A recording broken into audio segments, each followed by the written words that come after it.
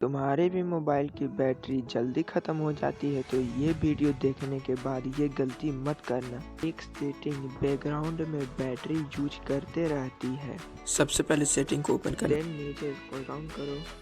यहाँ पर तुमको दिखाई देगा पासवर्ड एंड सिक्योरिटी का ऑप्शन, इस पर क्लिक करना है। नीचे जाओ, लोकेशन का ऑप्शन दिख रहा होगा, इस पर अगेन क्लिक करना है। फिर नीचे स्क्रॉल डाउन करो, स्कैनिंग का ऑप्शन दिख रहा होगा, इस पर क्लिक करो। यहाँ पर तुम्हें दिख रहा होगा ये दो option, WiFi scanning and Bluetooth scanning. इन दोनों ऑप्शन को आपको टर्न ऑफ कर देना है। बस हो गया तुम्हारा सेटिंग। देन आपको बैक आ जाना है। इस सेटिंग को ऑफ करने से बैकग्राउंड स्कैनिंग बंद हो जाती है और बैटरी पहले से कुछ लंबे समय तक चलती है। ऐसे और भी real mobile tips and trick के लिए वीडियो को लाइक और चैनल को सब्सक्राइब करना ना भूलें। फिर मिलेंगे किसी नए वीडियो में किसी नए टॉपिक के साथ। तब तक के लिए बाय बाय।